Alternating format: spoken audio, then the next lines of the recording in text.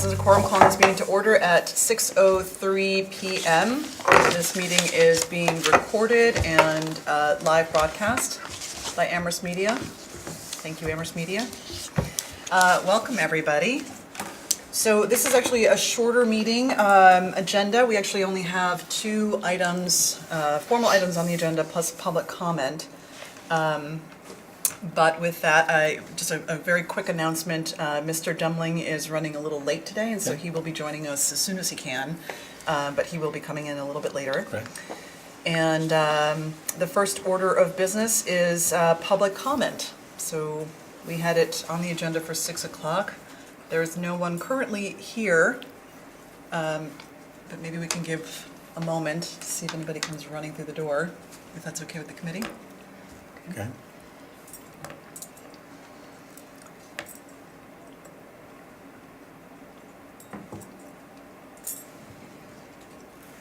It's always awkward when you're trying to finish dinner and do all that kind of stuff and then make it to a public meeting. Yeah.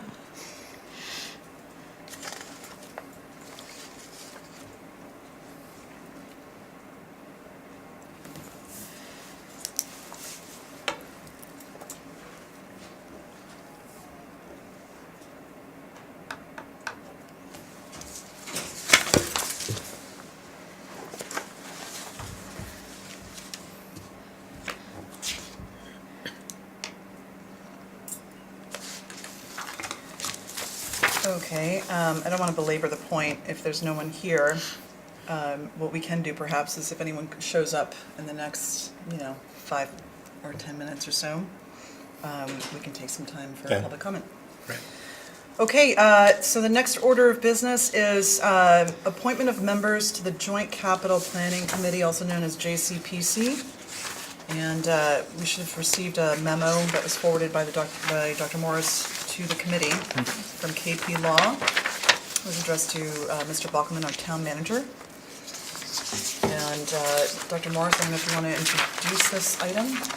Sure. So the town manager, well, let me take a step back. So the Joint Capital Planning Committee is the group that works with representatives of multiple town elected officials and bodies to look at the capital requests that come from not just the schools, but the DPW, the town, the police, the fire department, the libraries, and so on, and tries to look at what available funding there is, what requests came in, and tries to work collaboratively to assign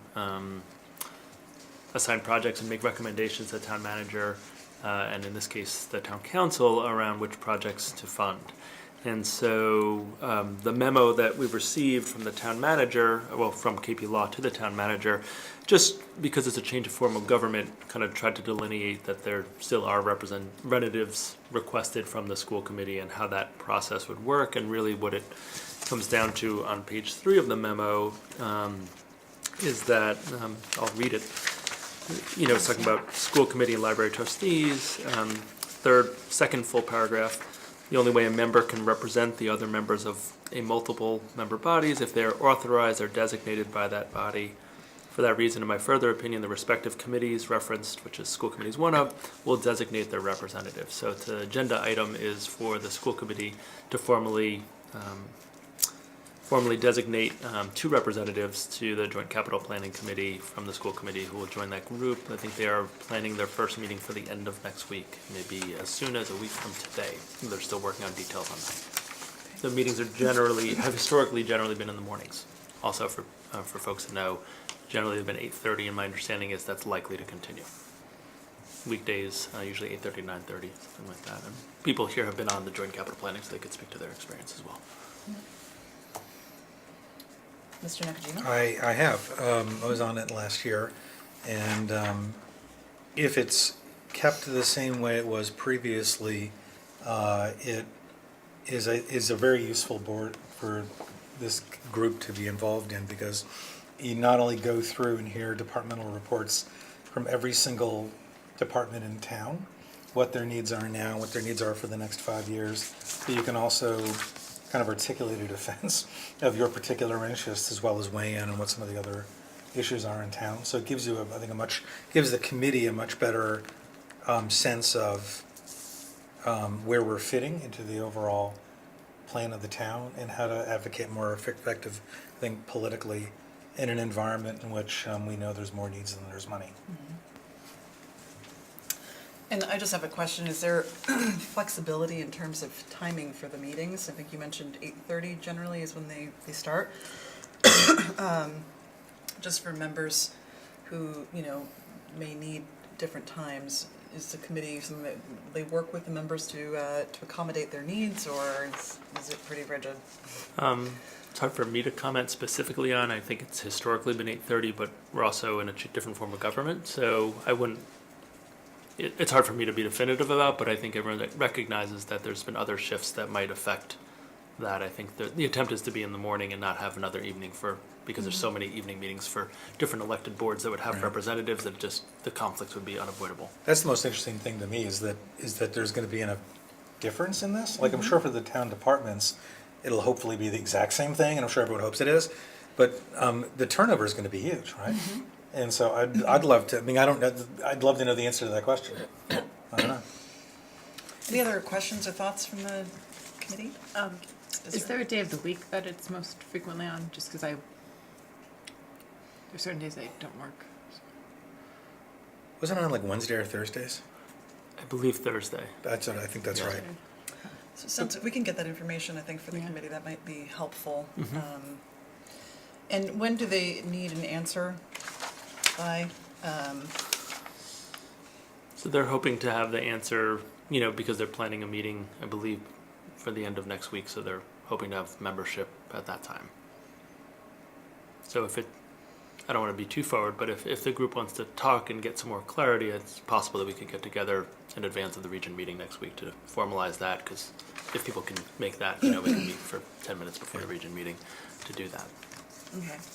I think any information I would get, I can take back, and I'm meeting with Mr. Bachman tomorrow, actually, and I can get these answers and share them back with the committee by the end of the day tomorrow.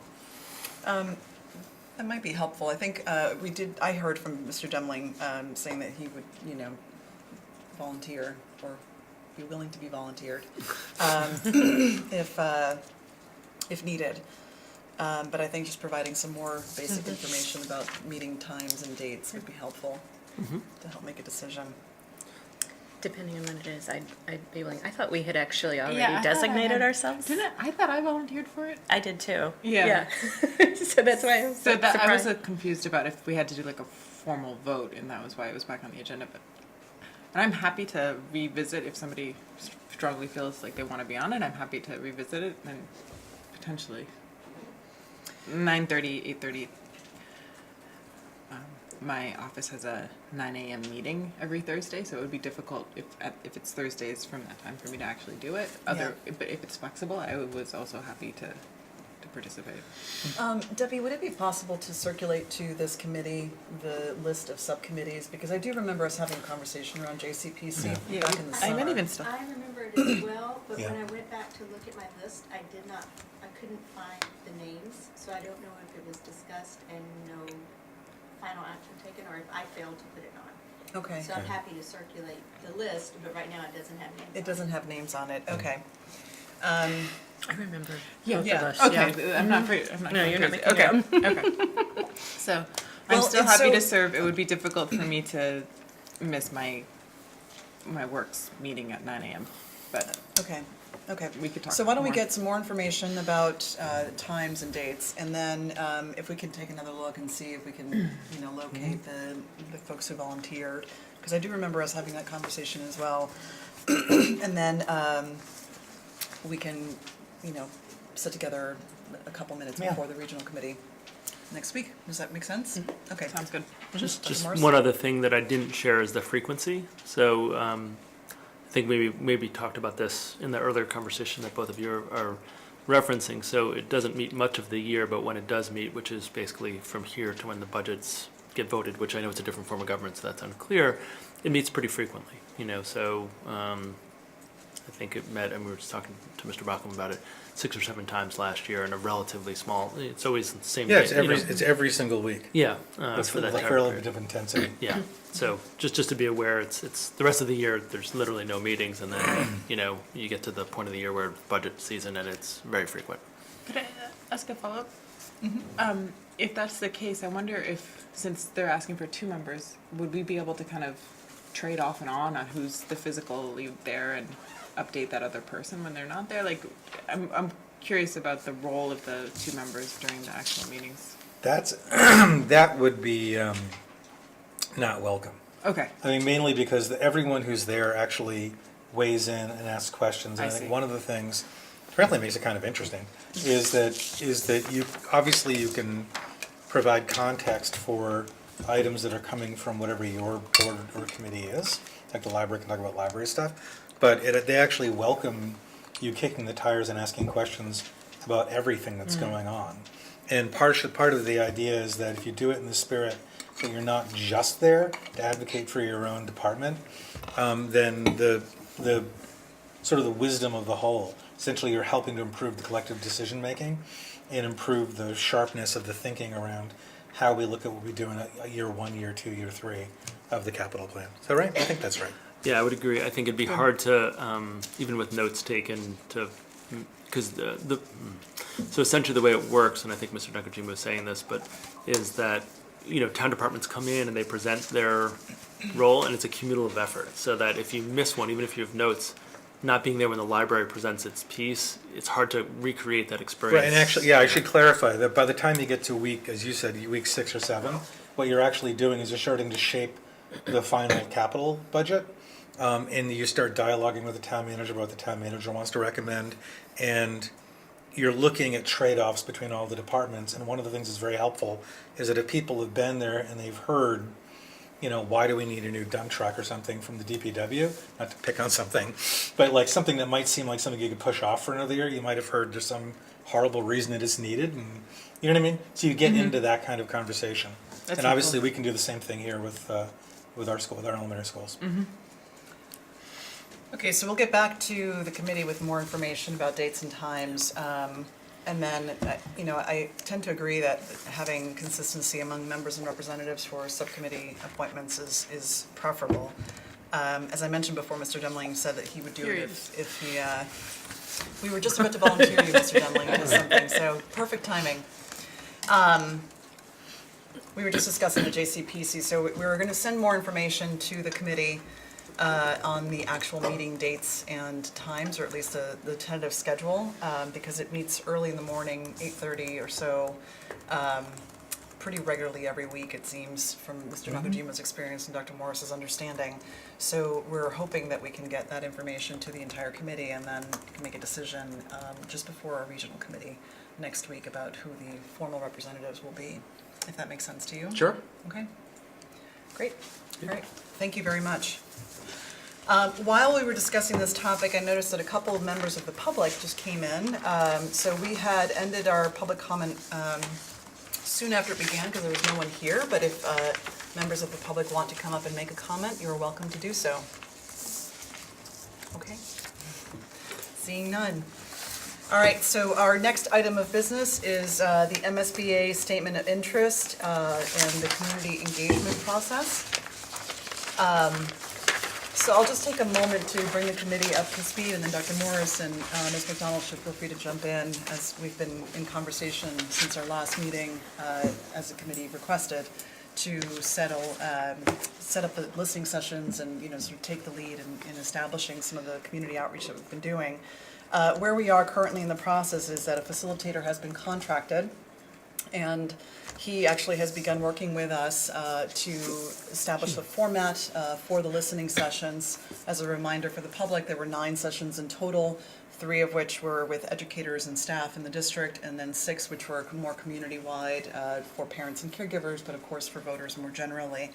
And so we've begun setting up the format for these listening sessions. We put together a schedule of sessions and locations and have already started promoting that and sharing that publicly with the public. And for your information, there is a flyer right in front of you with all of the dates. And I'm going to read them out loud just so that people who may not have access to this or haven't heard them can hear them. So the dates currently are Wednesday, February 27th from 3:30 to 5:30 at the Bangs Community Center. Wednesday, February 27th from 7 to 9 p.m. at Wildwood Elementary. Thursday, February 28th, from 4 to 6 p.m. at Fort River Elementary. Thursday, February 28th, from 7 to 9 p.m. at Jones Library, Woodbury Room. Wednesday, March 6th, from 4 to 6 p.m. at Crocker Farm Elementary. Wednesday, March 6th, from 7 to 9 p.m. at the Regional High School Library. And then we've also set up an alternate snow date, and this is only if one of the other, or two of the other sessions have to be canceled. That is for Thursday, March 7th, from 4:15 to 6 p.m., and also again from 6:30 to 8 p.m. Both will take place here at the Regional High School Library. So again, this has been shared with, networks in town. It's been shared with the town council. We met with the town council a couple of weeks ago at this point now. Has it been a week? Week and a Almost half, 2 weeks, yeah. And Dr. Morris reviewed his presentation that he shared with us with the town council. We had a very good meeting, I thought. And the counselors have expressed a very strong interest in being partners with us and helping to share, both spread word of the listening sessions, but also preside over them and, and try to promote the listening sessions to gather feedback from the community as much as possible.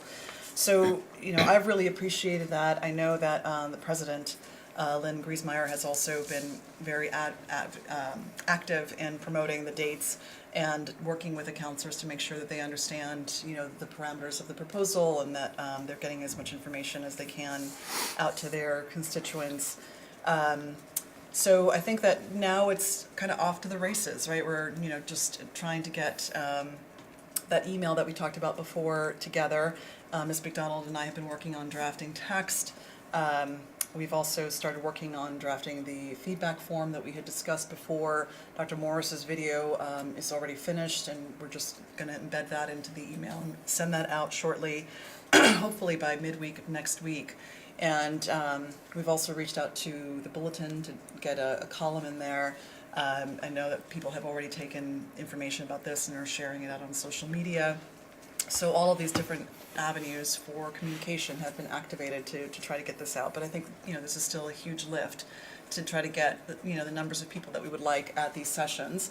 And also to encourage people to respond via email. We've already, again, gotten a lot of emails, but trying to get more of those. And if people, have any questions or anything like that, for them to come directly to the school committee and ask what those, whatever their questions are, share their concerns. Because what we don't want is, any misinformation to be getting out there about what the proposal actually entails. And we want to make sure that people are all sort of hearing the same thing, but that we're also hearing back from them and it's not getting filtered or anything like that. So I think that's the challenge that we have right now, which we knew would be a bit of a challenge, right? From the beginning, is in trying to, share out both the proposal, but also making sure that people feel heard. And that they know that they can come to us with, with their thoughts and opinions on that. I don't know if there's anything else that Ms. McDonald or Dr. Morris wants to add for the committee's information about this at this time. Just very briefly, that the flyer will also be in the Friday superintendent newsletter going out tomorrow as well. We've certainly shared it on our social media networks. I know other people have as well, but that's just another way. And even, our network goes to families with children in the elementary, but also in the secondary schools who may not have children in elementary schools, but may feel very strongly either as town residents or as parents, guardians of children who went through the elementary schools. They may have really strong thoughts on the topic. So that listserv goes, I'm trying to think how many people are on. I'm looking at Mr. Brolin. Over 3,000.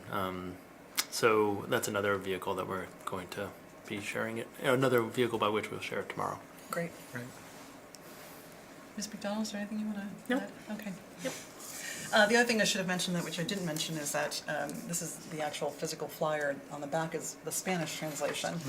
There have been a number of questions about what kind of language capacity or interpreters we will have available throughout the process.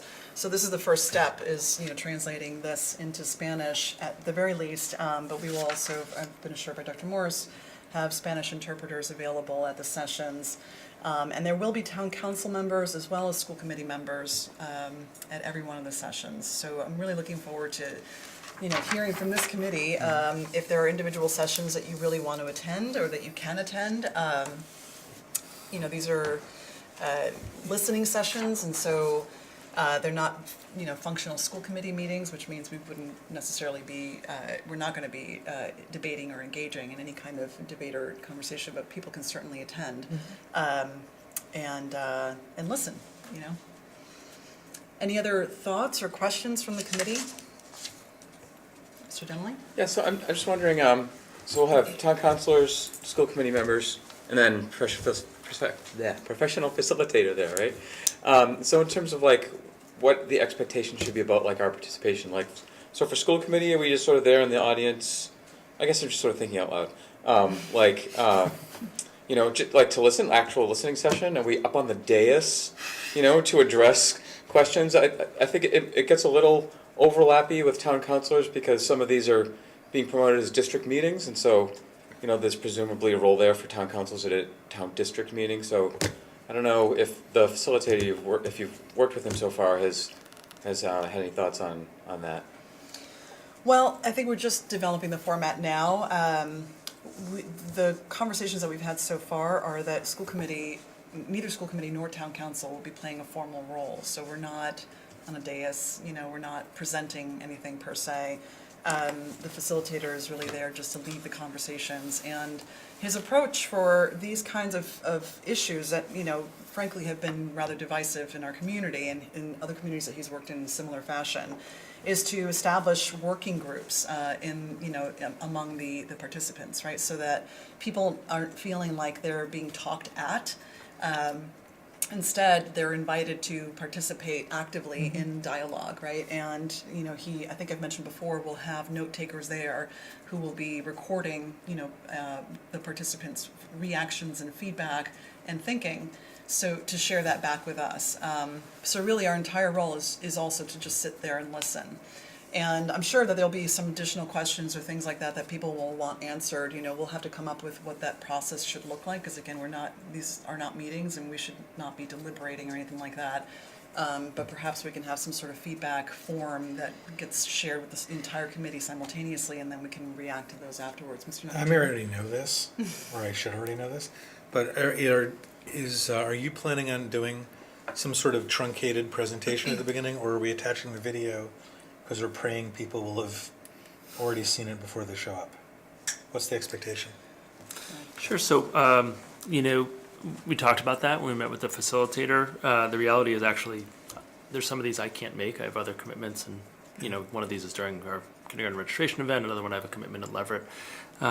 So we're not banking on kind of me to have a formal presentation role. It's really, I know the chair has shared with the facilitator the video, the slides, the news coverage of that, so that we're trying to position him to as a neutral facilitator to talk about things that he's not himself recommending. So it's really clean and neat in terms of who's doing the talking, and it doesn't feel like a sale. Mr. Nakachi? That sounds great to me, but it just, I guess based on your conversation with the facilitator, you feel confident that by the time we get to the 27th, that person will have a strong enough background in some of the questions that are likely to come up, so that at the very least we can debunk any misunderstandings people might have about what we're doing? I'm hearing a buzzing That could be sound of- me, I okay. don't know. Yeah, I mean, I think, not to speak for Dr. Morris, but I think that what we're hoping for is just a short, brief presentation from the facilitator on the material facts of the presentation, right? And, we've, by this point, shared that quite widely in various community meetings and, committee meetings. So he understands what the presentation entails, what the proposal entails. I think he's got some enough basic information. Again, this isn't necessarily the kind of format or forum where people will be raising a bunch of different questions. We anticipate there will be some questions, but for the most part, it's about sharing some basic information and then recording people's reactions to that. So there may be some clarifying questions. We'll have to think about if we were talking initially about putting together like a frequently asked questions document. That can help answer probably a large majority of those the questions that we anticipate would come up. But I think as far as additional detailed questions or things like that, we have to talk with him to see what he recommends. Yeah, and I didn't necessarily mean that, actually. I meant more I hate to say this, but more sort of the obvious questions Yeah. that we've actually already answered, but we just don't know that everyone's heard the answers yet. That's exactly right, yeah. Anyways, Oh, wait. Oh, I just had a question about the letter to the editor and the content that you were envisioning for that. Or, sorry, not letter to the editor, our column, The column. excuse me. So I haven't heard back yet from the editor, or from the opinion editor, so hopefully we can hear back soon. But basically, I think it's really just a repeat of everything that we just talked about. So it's a listing of all the different sessions. It is, review of all the different avenues that we're employing to try to get community input into all of this, and sharing just the basic review of Dr. Morris's presentation. There's a limit, there's only about like a 500, 600 word limit for this column, so there's not a lot of room there for, for additional information. But if that sounds right to the committee, that's basically what I was, going to put together. Dr. Morris? Yeah, I was thinking of Mr. Nakajima's question prompted a different question for me, which is, while they're framed as listening sessions, that scenario that you described could come up. And I'm just wondering if we're planning to post these as school committee meetings for the sake of just that there'll be a quorum there, and it's possible someone would ask one of you a question, and that's, I could see it going either way, but maybe it's worth having discussion of whether these do get posted or how they get posted, and then to Mr. Demling's point, the role of school committee members, because I don't know, it might be worth just making sure everyone has clarity on that. Mr. Demling? So my opinion on that is that it's best not to post what would be 7 school committee meetings. One, just because I just think the appearance looks odd. It's like we really sincerely want to be there to listen, and to the greatest extent possible, ears open and mouth shut, and so I think to post it as a school committee meeting, it sends kind of a mixed message. I think, obviously we don't want to break open meeting law, but from my understanding, the real what you want to avoid in a quorum is deliberating on topics or expressing opinion on topics of items that might come up, to the committee. So if someone asks us a question, what's the proposed grade configuration that the superintendent's talking about? It's K to 5 or K to 6. That's just sharing information, right? It's not breaking open meeting law. So I think as long as we're all comfortable of not standing up on a soapbox and expounding our opinions in great public detail, I would be comfortable with it. But that's just my initial take. I agree with that, and what I would say, just to further clarify, because I would agree with what you're saying, is that I'm assuming what you're envisioning is a scenario that if there's 4 breakout groups, you're sitting in a breakout group, and someone's next to you and they ask you, a couple of people ask you a question. Right. It is a factual based question around something we already know. You can answer it to clarify them, and do you feel like sort of the gag rule on you is so strict that you can't even be helpful in answering the question? And I would agree the answer is just answer the question. But also don't freelance, and then more importantly, if a question's coming up to the facilitator, we don't jump up so that we can Right. answer the question for them. You know what I mean? In a debate. That's where we've enforced the rule. Yeah. I would also agree. I think that, having school committee there primarily to listen is extremely important, and to send that message is extremely important. And I think for most questions, again, between an FAQ document and the facilitator's, knowledge of this issue at this point, he's, been working with us now for a couple of weeks. You should be able to answer, I think, a large majority of those, those questions that will pop up. And then again, we'll be capturing a lot of these questions, right? Because I think they're also really important. Those are the kind of things that we want to hear. We want to hear whether people are super confused about some of this stuff. We've already been hearing some confusion. And I think that, that there's a few different topics that people are aware of as a community that we're currently thinking about and dealing with that are lending to some confusion as well, right? So one of the things that that I'm hoping that we can actually help clarify is the differences between some of the projects that are currently going on, in the community. And I think that that's, a great opportunity for a neutral facilitator to be able to do that, but I think that there's also, a lot of other opportunities that we're finding ourselves with now to answer some of those questions that are coming to us, from district counselors, from the community, about what's going on with the Fort River Feasibility Study Building Committee, for example, or what's going on with, with other things. And to that point, I think, there's in this community engagement process, I had actually hoped Mr. Nakajima could help shed some light a little bit on some of the recent conversations that have been taking place, because it actually does touch on this topic. Again, I think there's some confusion that's going on. There's simultaneous forums almost that are being planned. So if the committee's okay with that, I'd like to just shift a little bit so that Mr. Nakajima can fill us in on this. Yeah, I'm happy to do that. And so, and just for context, you may recall, or hope the committee remembers, that when we were discussing the Fort River site and building feasibility committee, as well as the end report itself, we had discussed as a committee that we were hoping that work would be transparent to the public and that they would engage the public periodically when they're doing their work. As the timing of when the cost estimation, the analysis of different sort of construction options came through, the timing, and then the holidays and everything, and then when this is hopefully wrapping up. I mean, I'm saying all this because if you were to say it is not optimal to have multiple competing listening sessions going on at the same time, I would completely agree with you. But it's unfortunately the dumb luck, and Dr. Morris is on the committee as well, and he's been at these meetings, that the calendar of when we're hoping to wrap this thing up coincidentally stuck an opportunity for the public to engage around this report around now. And I think there is some, unfortunately, I think there is some confusion. It's also continues to be something we've discussed as a group, our own nomenclature, that no matter how many times we call it a feasibility study, there still is the language out there of it being a building committee, and it's hard to kill something, even in the name of factual clarity. So there's a public session on the 13th. What time?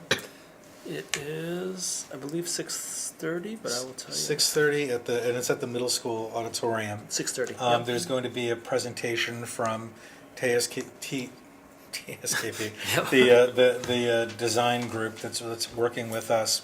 They're really going to lead that discussion, and what they're looking for is they're going to outline sort of progress to date, but then really look from the public to see if we've answered their questions. The intent of this report is, in the end, for it to be a usable document by any stakeholder in the town who wants to understand the Fort River site better, the building better, and based on the site conditions and building conditions, what different potential options there could be for reuse.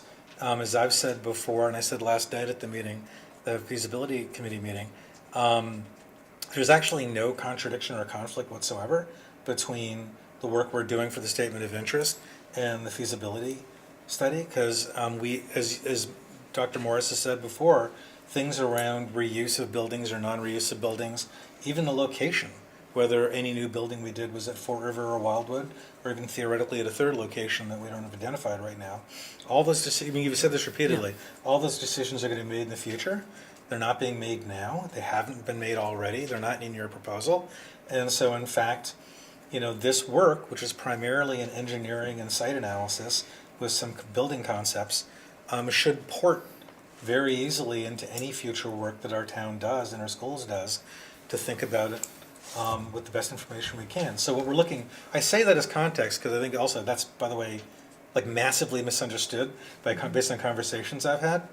And so I think people can comfortably, what I would say to anyone in the town listening right now is I'd say you should feel comfortable fully supporting the work of the feasibility study, that work, at going to the meeting and seeing if there's any questions that are coming up to you around how we're looking at the geotechnical and site, how are we looking at the floodplains, how are we looking at the existing building conditions, how is that taken into account around different building options, how are they, and what's going to be in the report in the end. Those kind of questions, because if we want a document that in the end will be usable and useful to the town, we need questions around, is this presentation clear enough? Are there things that might be missing or a question that should be clarified? And then what they're going to do is take that information and go back and continue working their draft and hopefully complete it in the near future in a way that will be very helpful to us and very helpful to the community. Mr. Nakajima, do we know, is there a date in mind for the report at this point? We were talking about that just today. I want to say like by the end of April. End of April? Is that right? That would be my guess. Yeah. Yeah, I mean, the reality is the designers are very far along in their work. And I think, I guess I can slightly editorialize because I don't have a quorum of that group here. My view is that the committee needs to kick the tires on, we've done an awful lot of work on sort of like cost analysis stuff, and the reality is we haven't dug in enough on the geotechnical survey that just came back, which showed a relatively high water table. And so the question is, what, if any, implication does that have for the design of the foundations that would need to be built, or the renovation of the existing slab, if any? And we haven't talked, I mean, literally, we just haven't had a chance to talk about it yet. Mm-hmm. So my point is, we will as a committee, but that kind of stuff, you imagine when we get to a final report, the credibility of the report will be based on whether people see like a really thorough, impartial, analytical body of work that they can say, oh, I get it now, or I understand the site better. And by the way, just as sorry to throw it again, because I've heard people say that, you know, if we move ahead as a committee and the public agrees that we should, or we modify it in some way, we move forward, that, you know, in some way the money that was invested in that study is somehow wasted. And there's no I'm just saying, I know that's a public fear that's out there. And I think in light of, you know, spending a roughly equivalent amount of money on a temporary bridge on Station Road, there's probably a lot of sensitivity around funds being expended in our town right now. And I think it's perfectly reasonable people have those fears. But the reality is, this analysis is going to provide really useful information that can be used by the town, could be you know, used by any new building project. This will become a series of documents that can be entered into that work. We have a lot of stuff on Wildwood already. This will give us some good information on the Fort River side. So I really think that the reality is, I mean, I'm sorry to go on about this, but I think it's actually really important. I understand that as we're moving forward in our discussion, in our community engagement process, that every concern we have, and I saying that reasonably, becomes freighted on everything that we're doing. And so people start looking with an even clearer eye to what are you doing, does it make sense? I think, in all honesty, if you take a deep breath and sit back and look at what we're actually doing, it's okay. This is going to be a good and useful analytical report. It'll help inform the committee and the town. And if people have feedback that they want to give to what we're deliberating over, they have lots of really wonderful options to do that too, in a different venue. And we don't have at this point, there's no project for a new school building or any Right. building really. So this is providing site information. So Yeah. if there were a school or at some point in the future to be built on that site, or, you know, anything to happen with that site, that would be site-specific information that we didn't have before. Right. Which we have now. Right. And just one more question. The committee is supposed to sunset at some point, because I remember the vote that we took last year. Yeah, it'll sunset when the report is this finalized and delivered back to us. Okay. Dr. Morris? Yeah, I think that two other things that I'd add to Mr. Nakajima's comments. One is that I'm on the subcommittee that looked at dates for this, and we were conscious, as Mr. Nakajima said, I just want to put perhaps an additional point on that, or a finer point. We were conscious of, you know, the potential confusion that might come from, at that point we didn't know these forum dates yet, but, you know, we were intending to do the outreach earlier, but, you know, the process took as long as the process took, and having a forum without the geotechnical reports, when that's one of the, you know, items of public interest, seemed to not make sense. And then we were organizing around designer schedules and other town events. So, I mean, I think the group tried to do the best they could do with the scheduling of it, and it's not like the same week or, you know, this same 2 weeks period as the other forums, but I'm conscious of that. I think the other thing to note on timeline is that if we end up if the town and the town council and the school committee end up voting to submit a statement of interest this year, we won't hear back till December. So in terms of the urgency of the timeline of finishing, I think we just need to finish because the work needs to complete and Yeah. the architects need to go on and do other things. But in terms of the timeliness of it, we'll have that information for sure by the time, well in advance of when we would hear back whether a statement of interest was accepted. So, I mean, I think, for me, it's not so much, can we get it before a statement of interest is filed? I mean, if that happens, wonderful. But I'm much more on the other end because this information will be incredibly useful from my perspective, if we get into the MSBA process and understanding more of that. So for my head, that's the date that I think about a little more. Mr. Nakajima? I just wanted to clarify something, because I don't know if I said, occasionally my brain skips a group. I don't know if I did a moment ago. I wasn't implying that we needed to get the report before Yeah. this. Actually, I'm just saying this only Yeah. because since your statement might be misunderstood to saying my Yes. statement was different than what I thought it was, I feel the need to reiterate my statement. My statement was that these are actually two completely different That's right. processes. They're entirely separate, Yeah. with the obvious addenda that the feasibility study, done well, done correctly, and done robustly, is going to provide really valuable information Yeah. into whatever the town chooses to do in the future for an elementary school, Yeah. and could port directly into the work of a new building committee if we were accepted into the MSBA. So I agree with you that there's nothing about the SOI process that is gated by the Fort River process, but also I was really putting an emphasis on the idea that it's also true that there's nothing invalidated about the value of the work of that study, just because we move forward with an SOI. Yeah. I mean, quite the opposite. In fact, that information still is going. I mean, if we get in, we're gonna need information like that, and it'll help us to move along faster and better to have that both for Wildwood and for River. Fully agree. Thank Yeah. you. Any questions or comments from the committee? Mr. Demling? Just that, I would just completely agree with what Mr. Nakajima said. I would even go further to say that the timely production of the estimates from the Fort River Committee is one of the factors that's made this moment of consensus possible. And if we set the Wayback Machine to 2 years ago, right after the last building project failed, one of the points of contention was we don't know that detailed level of information for the building or the site on Fort River.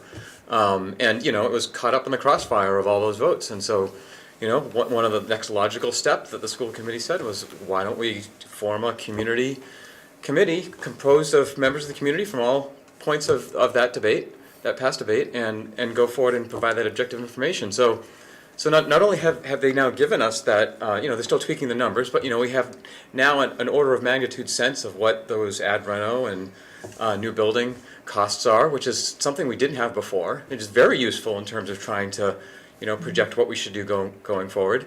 And they've also modeled consensus. And people have been very honest about what their positions around the past project, and they've worked productively together. And that's what we're at the very beginning of asking the whole community to work productively together. So I think it's been already a tremendous benefit, and I see one as supporting and enabling the other. Any other questions or comments about this process, or, okay. So thank you for that, Mr. Nakajima. That's actually really helpful. Again, I think that, some of the work ahead of us is to helping to clarify, fact from fiction, if you will, and just make sure that folks understand the purpose of these different initiatives that are going on. And I'm hopeful that the listening sessions, as well as once we send out this email and we start receiving information back, helps get us closer to a sense of consensus anyway. One of the things I talked about at the town council meeting was, that if we are hearing from the community that there is still a lot of concern and, people are feeling pulled in different directions, that that's sort of, that's it, right? This is a proposal that we felt very strongly, or in the superintendent, with the superintendent's leadership, that this proposal actually pulls from all the different sides and helps us find a path, down the middle, that's a path forward. But we'll see. We'll see what people's responses are and whether or not they feel like they can come together and if there actually can be consensus around an idea, right? And then, we can go from there. The other thing, another detail that I mentioned, which is actually an important detail, so I was approached earlier this week, and from what I understand, Town Council President was as well, to appear on Stan Rosenberg's new show for Amherst Media called Byline. That's being taped tomorrow. So I just wanted to share that with the committee. It's a half-hour long show or so. So he will be interviewing both myself and President Griesmeyer from the town council at the same time to talk about this project and talk about the proposal and to talk about the listening sessions and all of that. And I understand that there will also be a separate segment about the Fort River Feasibility Study Building Committee specifically. So, and that will be with the vice chair as well as the chair from that committee. So, lots going on. But again, I'm still optimistic and hopeful. I hope you are too. And we'll see what happens. Can I just ask, when will the Byline episode air? Is it going to be, I don't know how long they take to produce it. I think it's pretty quick. From what I Okay. understand, it'll be taping tomorrow, and then I think it's shared. There's a couple of different showings, airings. So it's tomorrow night, right, and then on Monday as well. I'm good. looking at our Amherst Media representative here. He said same day. Same day and also Monday, from what I understand, right? Yeah, Great. Mr. Dillon. So just minor follow-up, some details from earlier. So I love the idea of the anticipated questions document. I don't think for these things you want to do 20, 30-minute put you to sleep presentations, but some sort of thing, like someone walks in 20 minutes, what is this thing even about? And so not only might it have anticipated questions, some of which we just talked about, but just an overview of what is the proposal? Why are you proposing this? What's the deadline? What's the alternative? Just the challenge is going to be space, right? But but kind of a one-pager where this is the proposal and then anticipated questions. Some sort of primer. I think that also helps in a group dialogue to get people more comfortable talking. It's I think sometimes easier to speak in relation to some shared context. So, just boiled down to the facts. So that was one comment. The others, I don't know how easy it would be or to make Facebook events out of these listening sessions. Facebook is pure evil, in my opinion, for a number of reasons. I say that dead serious, but it is where a lot of people get their information, and events on Facebook are pretty easily discoverable and shareable. I have seen one or two of these pop up as district sessions, so I wouldn't want to, if it's a district session, I wouldn't want to, co-opt that. But I don't know if that's something maybe that you and the town council chair or the superintendent could look into doing. Okay, Dr. Morris is saying, nodding his head that he could take care of that. Thank you. Yeah, It's probably the best way of handling it, actually. yeah, I agree. Can I ask about that district piece, because it's just coming up in my district. I know we have this neighborhood association. They're trying to help support this. So are some of these specifically, because I wasn't aware of it, and are some of them specific to specific districts, or is it just that the district leaders are kind of taking them on themselves as the... They're not taking them on themselves. So what's happening is because some of these are taking place in districts, obviously, and the town council wanted to be a part of this. Okay. What the town council president had suggested to the town council was that they try to, if there's a requirement in the charter that town councilors have these regular district meetings throughout the Right. year with their district, right? And so to make it a little easier and perhaps even more enticing for constituents and councilors alike, the suggestion was that some of these meetings could basically work two functions. One would be district meeting, and then the other would be for these listening sessions for the school issue specifically.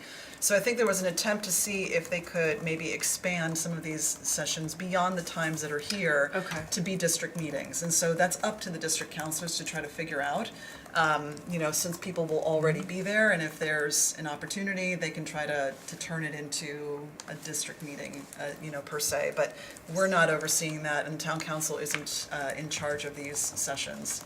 And the facilitator wouldn't be... The facilitator would not be the Attending, town okay. council. Yeah, town council will be there in the same capacity that we are, which is basically just to listen Okay. and to be there for their constituents. Does that more or less in alignment with what you've heard? Yeah, or- it just potentially sounds confusing for Yeah. folks. I wasn't aware that was. So building on that, I do have the question too, because I've seen or read or heard that they would be introducing or welcoming people to these sessions. And so I just want to, because I think having the clear distinction between this is the school listening session and then followed by the district meeting, that the district meeting isn't all encompassing.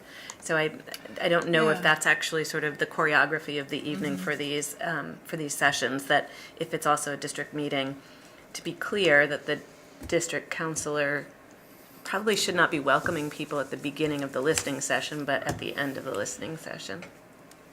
Would be Yeah. my vote. Yeah, or we can work out some sort Yeah. of protocol for that. Also, I mean, if it's going to be, I mean, this is very clear to me that you don't need to be a member of any district in order to attend. That's But I'm right. concerned that, you know, so I live in District 1 right now, none of these, I don't think Wildwood is, I think it's right over the border of my district. I wouldn't want anybody in District 1 feeling like they're not welcome at one of these. And so I'm just, yeah, as long as we can keep our messaging very clear that it's open to everybody, and I would encourage whoever's doing the communication at the town council level to make it clear that these are open to everyone from the entire community, regardless of which district, so they feel like they're welcome and that it's not something they should ignore.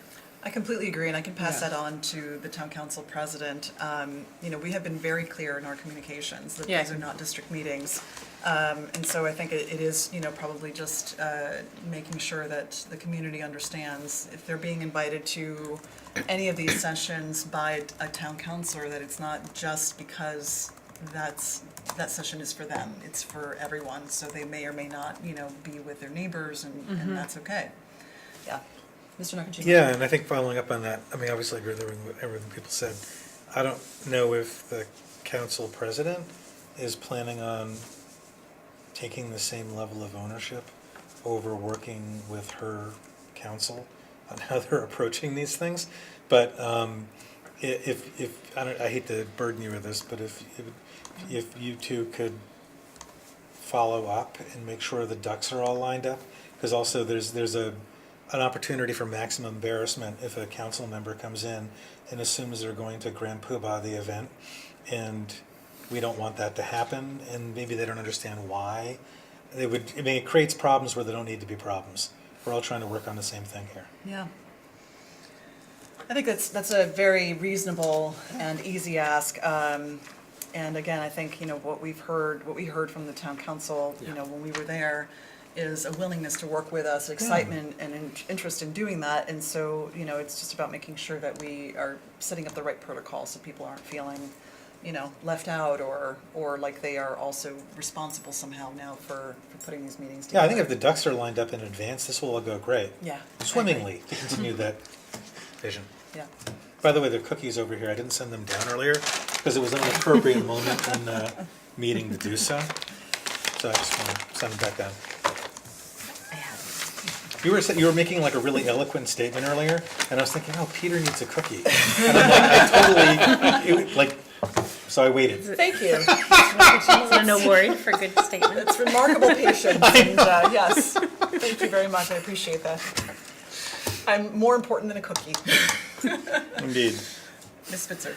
Just one more thing. This morning I was talking with some folks who weren't on Facebook, who weren't on, didn't have kids in the schools, and one of the suggestions I heard from them was potentially engaging the League of Women Voters in helping to get out the word. And I don't know if that's something that's already been done, but I think if it hasn't been, we should definitely consider doing that. So that's a great point. They are actually the ones who are working with Stan Rosenberg for the byline segment tomorrow. So that was actually, you know, something that one of their board members actually helps to organize. But yes, I mean, I think that, you know, hopefully again, between the bulletin and, you know, the email that's getting pushed out and these sort of public appearances, that provides an opportunity for people who don't have Facebook, social media, to participate, you know, to be heard. But this really is reliant on all of us, I think, to try to push as hard as we can to share, both the listening sessions and all of the messaging, and make sure that people understand what these sessions are intended to do and how we're trying to get their feedback. And I think, as a message to the community more broadly, if you don't have access to listening sessions, or you don't have email, or you don't have social media, you can contact the district directly and, share your thinking. And we want to hear that. So, yeah. Okay. Well, so it is 6:58, and we were scheduled until 7:15, but dare I say that we have sort of finished all of our business in advance. We really just wanted to bring the committee up to speed on what's happening, and bring the community also up to speed. So. Great. Other than that, I hope to, Mr. Nakajima? I was gonna make a motion. Okay, well, before you do that. No, I know, that's cool. And before you do that, just to take a hard look again at these dates and times, and please let me know if there are any dates or times that you think you can attend or want to attend. It'd be great to see, as several of us have said multiple times before, as many of us there as we can do, but we also recognize that there's a lot of meetings already on our calendars, so, do what you can. Dr. Morris? Just to clarify my comments earlier, because I think I wasn't as clear, so I will be attending the ones I'm able to attend. It's not that I wouldn't be attending any of them, just there are multiple ones where I have. Well, I think you said that. Okay, I was thinking back that I hadn't been clear, but thank you You're welcome. for the cookie as well. You're welcome. Mr. Nakajima, I think you were about to say something before. Move to adjourn. Do I have a second? Second. All right, all those in favor? Excellent, we are adjourned. 6:59. Excellent. Amazing. Thank you.